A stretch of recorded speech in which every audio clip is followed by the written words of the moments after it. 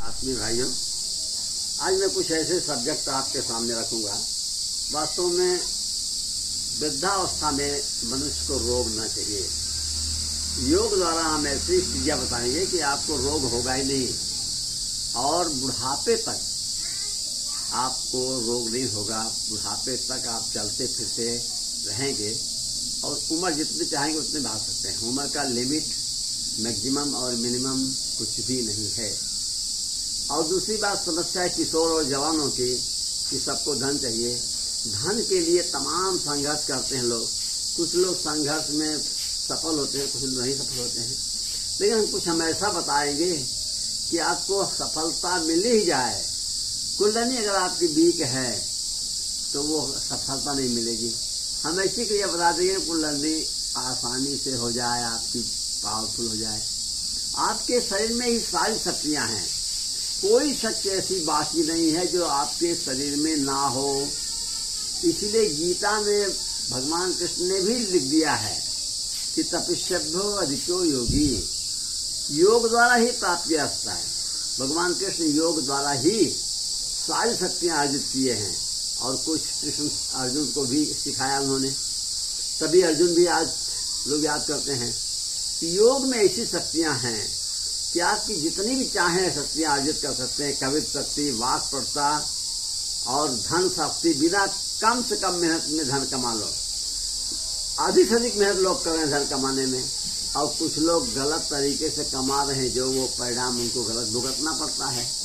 तो मैं कह रहा हूँ ना, आप थोड़े से महीना डेढ़ महीने का प्रैक्टिस कर लें अगर आप, तो महीने डेढ़ महीने में आपकी योग सिद्धि हो जाएगी।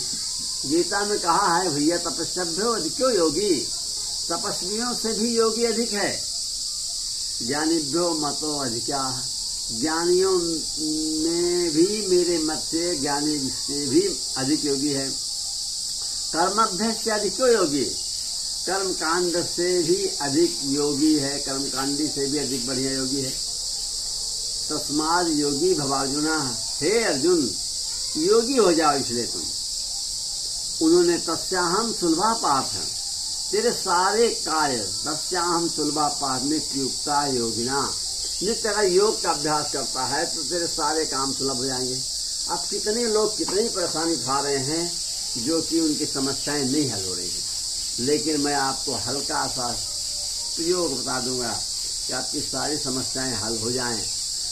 आज देखते हैं लोग, इसे मंदिर में जो व्यवस्था होती है, हकीकत में कलश होता है, पत्र धूप होता है, और वहाँ पे कोई आवाज होता, ध्वनि, कहीं घंट की ध्वनि है, कहीं नगाड़े की ध्वनि है, अलग अलग मंदिरों में होता है।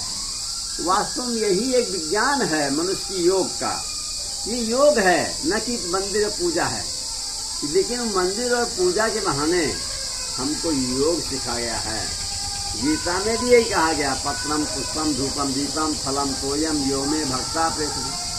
आपको एक बढ़िया ध्वन होना चाहिए कि किसी को बंसी की ध्वन अच्छी होती है, किसी को नगाड़े की ध्वन अच्छी लगती है, किसी की मृदंग की ध्वन अच्छी लगती है, और किसी की शंख की ध्वन अच्छी लगती है, किसी के घंट घड़ियाल की ध्वन अच्छी लगती है।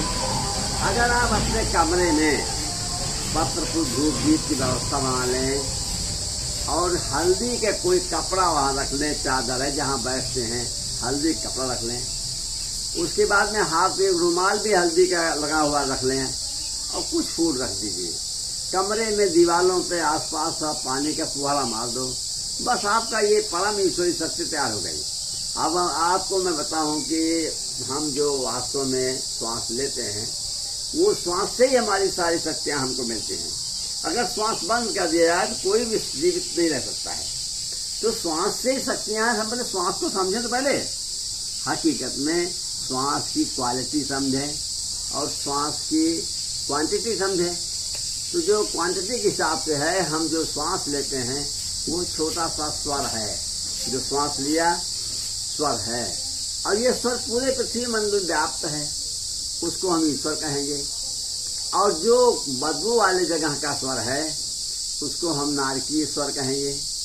और जो अच्छी नदी के किनारे फूलों की सुगंध है, यज्ञ हवन की धूप है बढ़िया, वहाँ की हवा को हम परम स्वर कहेंगे, परमेश्वर कहेंगे। आप परमेश्वर अपने घर में बना लो बस। कैसे बनाओगे? जो मंदिर व्यवस्था होती है, अपने घर में मंदिर बना लो।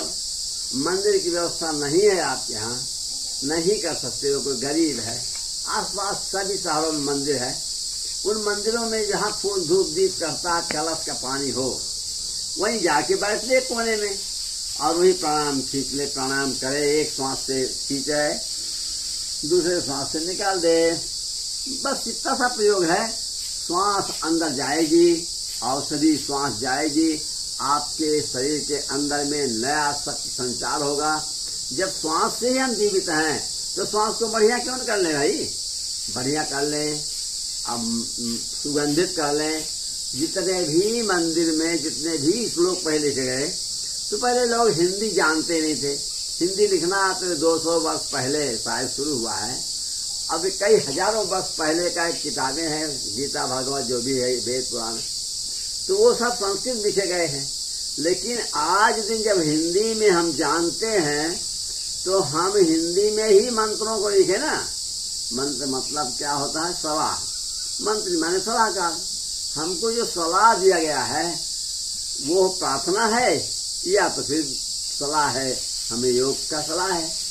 तो अगर हम प्रार्थना करते हैं तो मेरे प्यारे भाई में हिंदी में करें, जो अंग्रेजी पढ़े अंग्रेजी में करें। संस्कृत में बहुत संस्कृताचार्य हैं, वो बिल्कुल हिंदी जैसा संस्कृत जानते हैं, तो अपना संस्कृत में मंत्र पढ़ लें।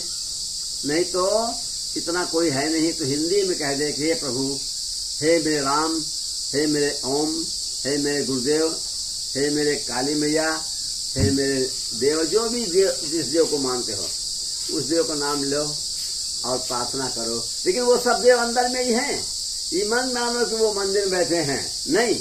वो तो हमने एक ध्यान के लिए हम मंदिर में जो बैठे हैं उनको दर्शन करना पुण्य है। क्या पुण्य है? हमारा अहंकार दूर होता है, हमारा वास दोष खत्म होता है, बहुत फायदेमंद है दर्शन करना। लेकिन एक हाथ में, दोनों हाथ में लड्डू, हम दर्शन भी करें और वहीं 15 मिनट का सुबह सुबह प्राणायाम कर लें। ऐसा कर ले 15-20 मिनट का डेली। 3 महीने के अंदर में आपके अंदर ऊर्जा तैयार हो जाएगी। जब ऊर्जा हो जाएगी तो जैसे मोबाइल चार्ज है, जिस स्थान पर आप टच करते हैं, स्पर्श करते हैं, वही चीज खुलता है, अलग नहीं खुलेगा। तो मोबाइल चालू करना है तो दूसरा, नेट चलाना है दूसरा, अलग अलग, वही एक ही प्लेट में सब है। आपके शरीर में एक ही प्लेट में सारी शक्तियां हैं। जो शक्तियां ये चार्ट हमने लिया है, ये चार्ट में सारी शक्तियां कौन सा कहाँ हैं, ये चार्ट हमने दिया है। अब इस चार्ट को देख के कि हम कौन शक्ति कहाँ चाहिए, वैज्ञानिक शक्ति चाहिए कि धन शक्ति चाहिए कि कवि शक्ति चाहिए कि अकाल मृत्यु न हो, रोग न हो, ये सूर्य चक्र है, इसमें है। बहुत आसान है। 1.5 महीने 1 महीने अगर हम प्रैक्टिस कर लें, अकाल मृत्यु नहीं होगी। इसको तो मैं समझ रहा हूँ कोई भेज देता है मंत्री के पास, प्रधानमंत्री और योगी के पास, कि राजनीति में जितने भी मिलिट्री जवान हैं 1.5 महीने उनको प्रैक्टिस करा दिया जाए। जब उनको ट्रेनिंग होती है तो उनकी एक अकाल में तो नहीं होगी। वो अगर उनकी बस खाई में गिर जाए तो भी वो मरेंगे नहीं। उनका राइफल के पास से निकल जाएगा गोली, उनको नहीं लगेगी गोली।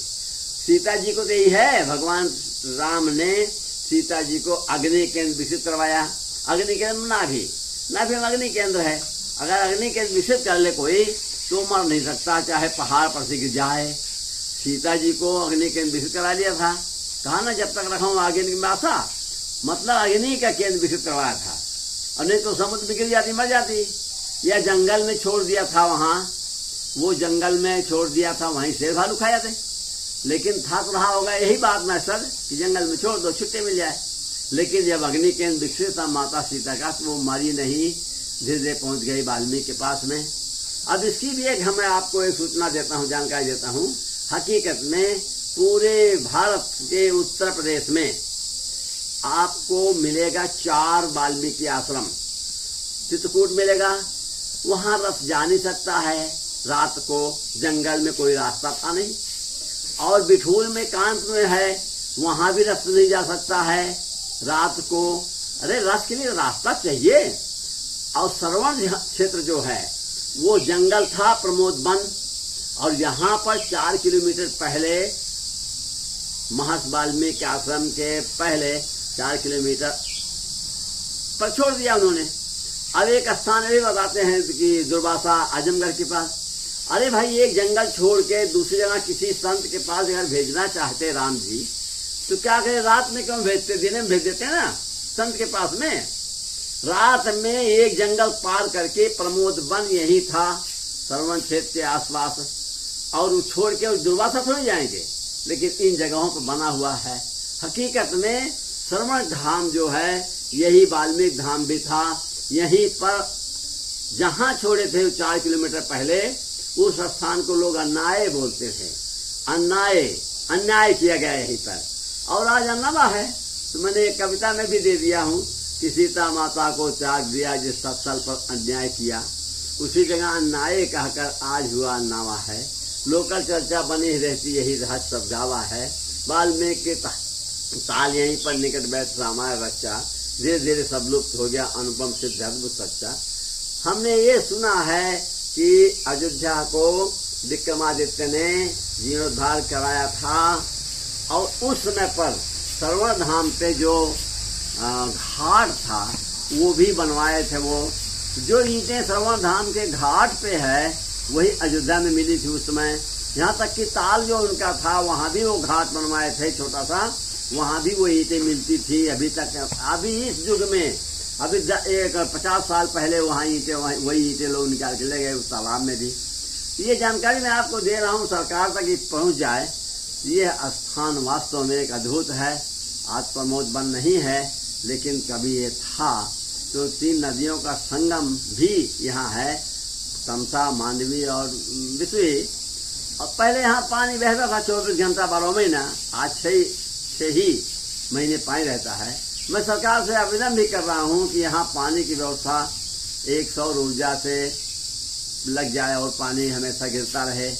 अगर उसको वाटर पार्क में चेंज कर दे तो बहुत अच्छी बात है। यहाँ की जनता हजारों आदमी मैयत लेके आते हैं, पानी नहीं पाते हैं। कितना दुख दर्द की बात है। सरकार को कोसते हैं। मेरे भाइयों, कोई इस खबर को अगर सरकार तक पहुंचा दे, बहुत बड़ा पुण्य लगेगा आपको। इसको सब्सक्राइब करके, अगर लाइक करके, जैसा भी होता, हम तो अभी शुरुआत किए हैं, हमको बताना है क्या करना है। हमें सब्सक्राइब ना करे, कुछ ना करे भैया, लेकिन ये खबर अगर सरकार तक कोई पहुंचा के लिखित में ट्विटर से जैसा बनता हो कि श्रवण धाम आधे जिले का शमशान क्षेत्र है और यहाँ पर पानी नहीं है, डबरों जैसा कीचड़ वाला पानी है। लोग जबरदस्ती उसी में देखो हैंडपंप है, उसी में नहवा के और जला देते हैं। रोज 10 मुर्दा, 5-6 मुर्दा तो डेली आते हैं। अब उसमें पीरियड में देखिए कि कितना दुख दर्द होता है। लोग सरकार को कोसते हैं। योगी जी अयोध्या को चमका तो दिया है, यहाँ भी पिछन बोल दिए कि मैं इसको मिनी अयोध्या बनाएंगे, लेकिन अभी तत्काल व्यवस्था में ज्यादा खर्चा नहीं है भाइयों। वो एक हैंडपंप, एक सौर ऊर्जा से एक बोरिंग करके सौर ऊर्जा लगा दिया जाए और उस पानी से घाट पे गिरता है पानी 12 घंटा 10 घंटे जो भी गिरे, लोग आएंगे नहाएंगे, पानी नदी में जाएगा, लोग खेत सींचे लेंगे, कितना लाभ होगा। लेकिन बिल्कुल पानी नहीं है। बड़ा आवे तो, छोटा आवे तो, गरीब आवे तो, अमीर आवे तो, डबरों जैसे पानी गंदे में मुर्दे को नहला के जला रहे हैं और हैंडपंप खुद धो नहा रहे हैं। कितनी बड़ी दुख दर्द की बात है। मेरे भाइयों, कोई सरकार तक पहुंचा दे। ये अम्बेडकर नगर का श्रवण धाम पर आधे जिले का शमशान है। इसको दुरुस्ती के लिए पानी की आवश्यकता है। मेरे भाइयों, जो भी ऐसा काम करेगा मेरे लिए धन्यवाद है। मैं उसको शुक्रिया अदा करूंगा, शुभकामना दूंगा, उसका जीवन आगे बढ़ेगा। एक छोटा सा कार्य बहुत बड़ा कार्य हो जाएगा। धन्यवाद।